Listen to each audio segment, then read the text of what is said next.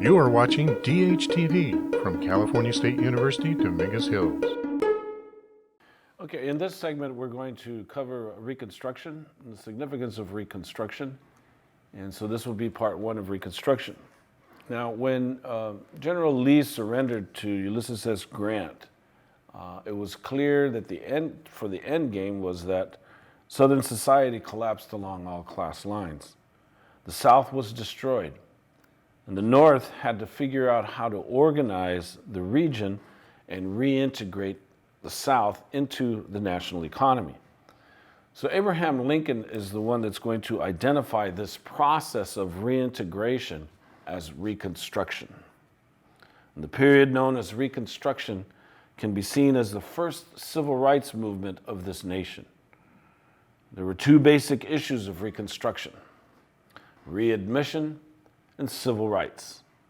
And the South is the area in which the problems were worked out. So it gives us the view that Reconstruction was for the South, but really Reconstruction was a national problem. It wasn't just a Southern problem.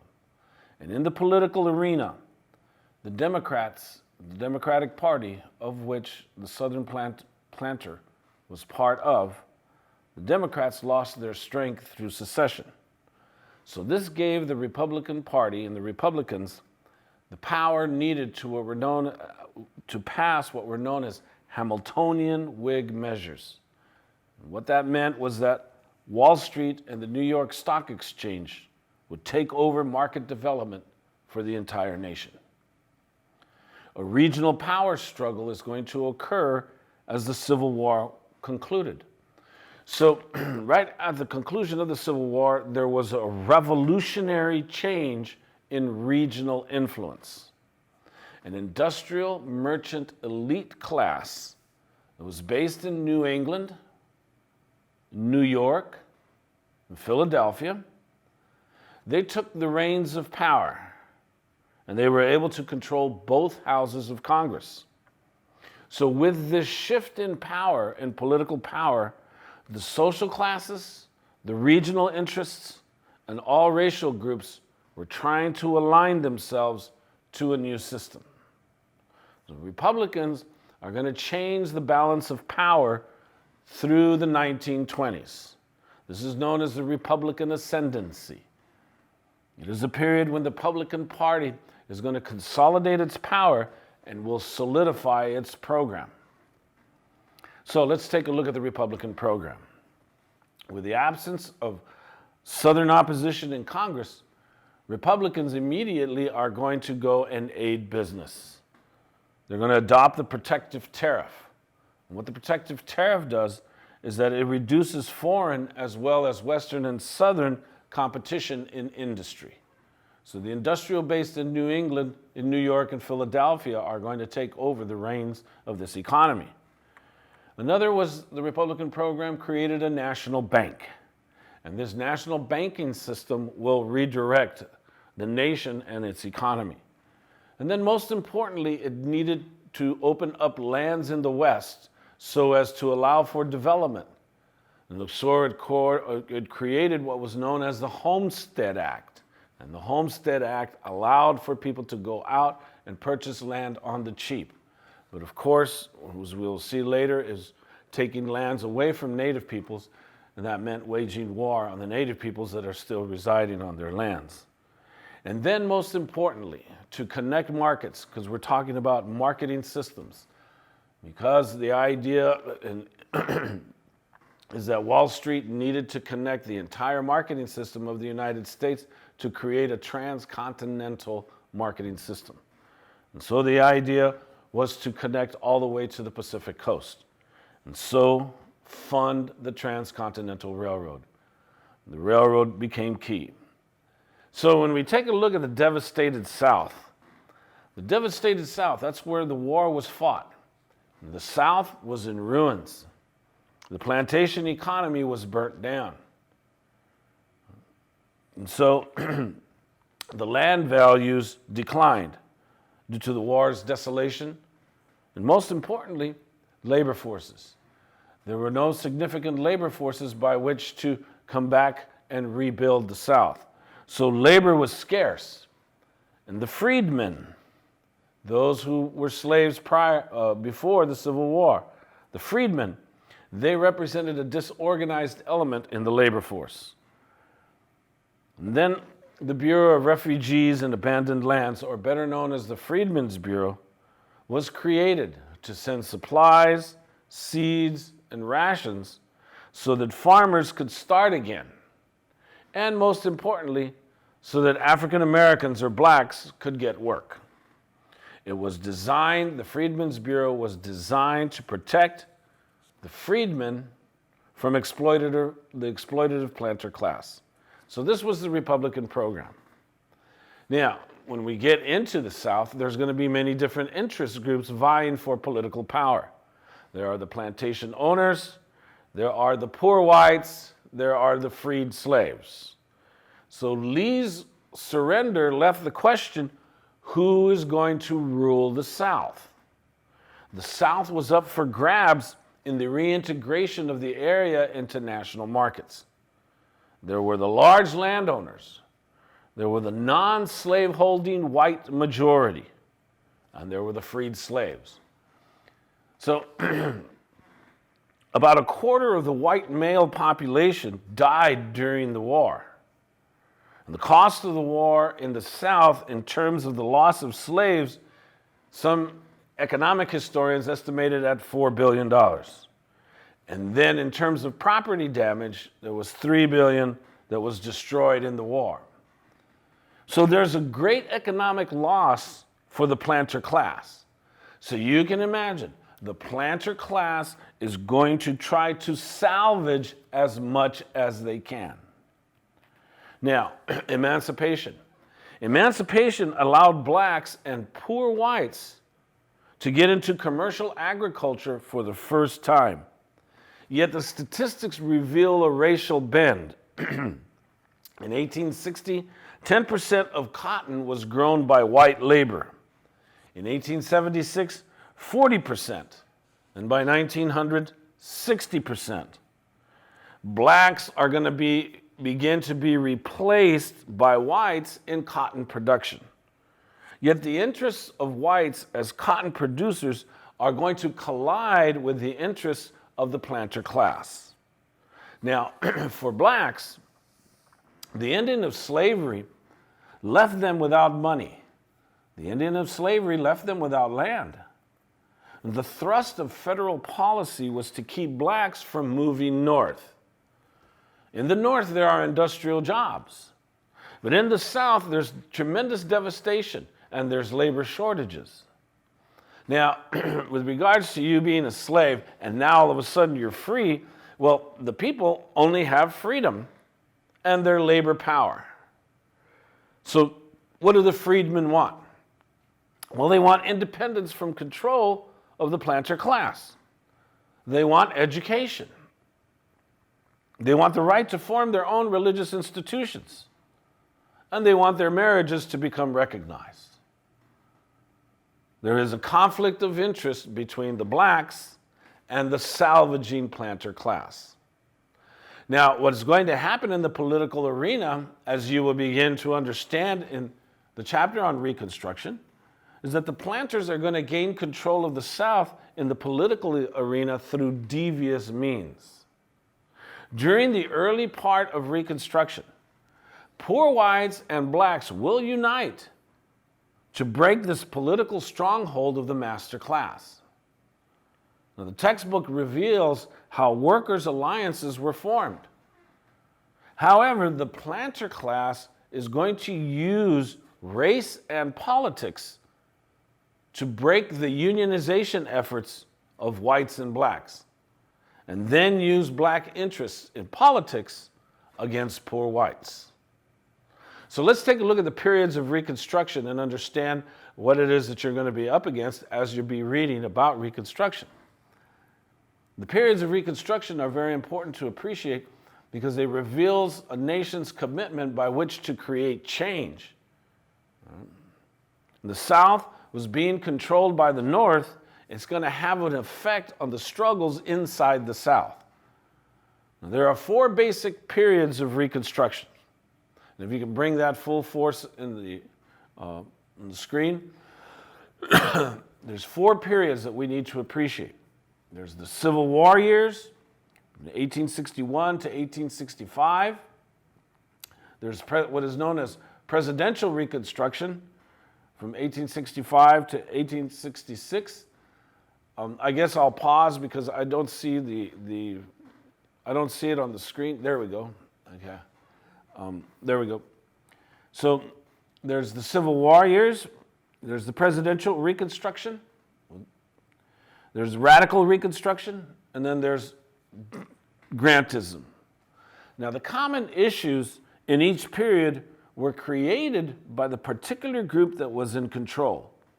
So between 1861 and 1865, the struggle over Reconstruction occurred between Congress and Lincoln. Who should run the state governments after the war? For Congress, the states committed suicide through secession. If a state ceased to exist, then Congress should set the guidelines for their readmission. After all, the southern states, they took up arms against the flag of the United States. Right? They went against the United States. So if someone today were to take up arms against the United States, what would happen to that person? What would happen to that person if they took up arms against the U.S.? Well, you know exactly what would happen. So in Congress, the debates were occurring. If a state ceased to exist, then what's going to happen? Congress should set the guidelines for admission. But Lincoln argued that treason was the reason for the season, so just get rid of the culprits. And this was debate. Lincoln went ahead and reconstructed several states during the war, but Congress stopped him. So the result was a stalemate.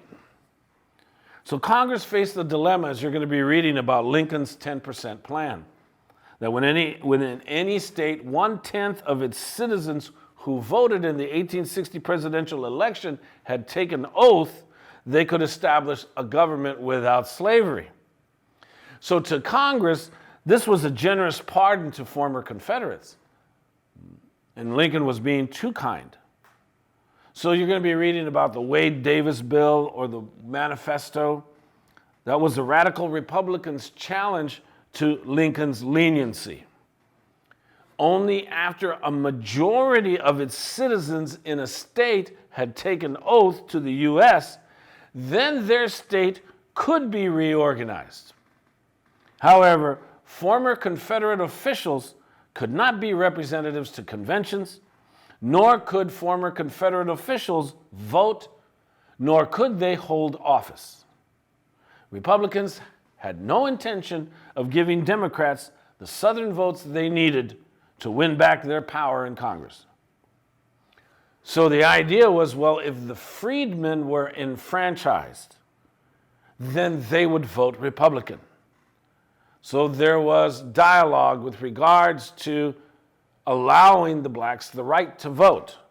There was always the danger in this dialogue, there was always the danger that Southern planters might use their economic power to influence the black vote.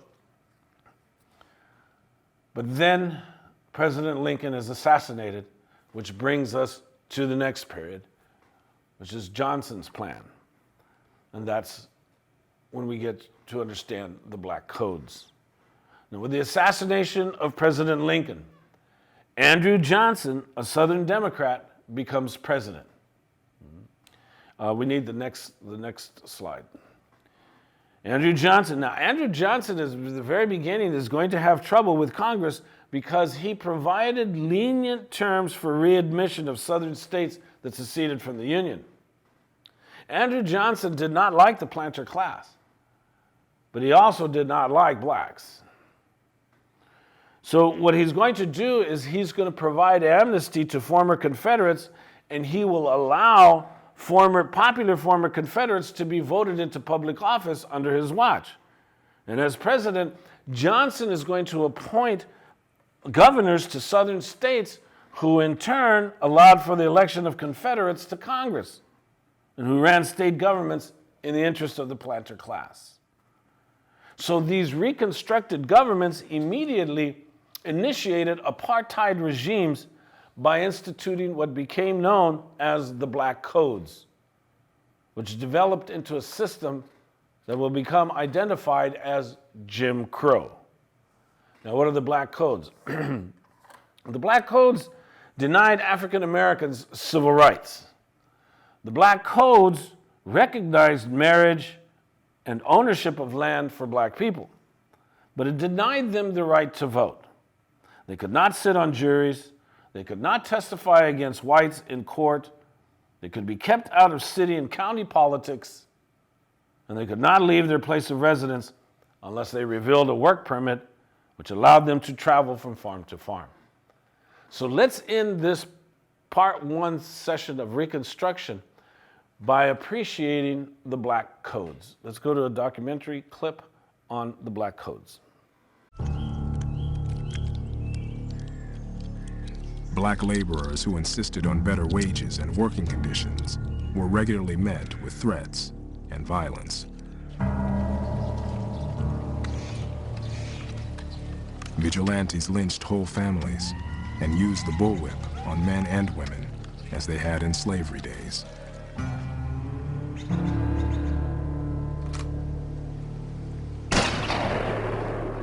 In 1865, more than 2,000 black men, women, and children were reported murdered in Louisiana alone.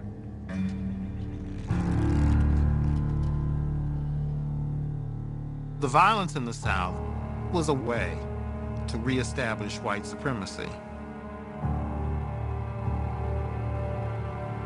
These gangs of whites pick out the guy who's trying to save his money, who's trying to get ahead. A man who is an inspiration to other black people in the community. He's the one that gets murdered. It amounts to systematic culling of alpha males from the black community.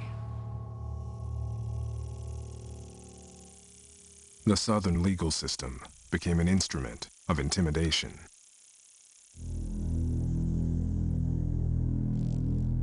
Louisiana, Texas, South Carolina, Mississippi, and Florida passed laws that virtually prohibited freedmen from any work except as field hands. The laws were called Black Codes. The aim was slavery without the chain. The Black Codes were laws passed to control and restrict and constrain the lives of the freed people, essentially rendering them bondsmen again under law.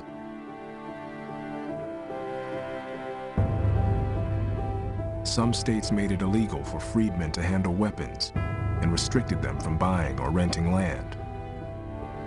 Black children could be seized from poor families and forced to work in the fields. If a black man had no job, he could be jailed and auctioned to a planter for his labor. They make a travesty of the freedom that African Americans have acquired. They are so far from any notion of fairness or freedom that even Northerners who are not egalitarians say these laws are unacceptable. And so Northern Republicans are faced with a dilemma. They don't want to have a big fight with the president, but to accept the idea that Johnson's policy is a success and accept the Black Codes, they feel means giving up the victory in the Civil War.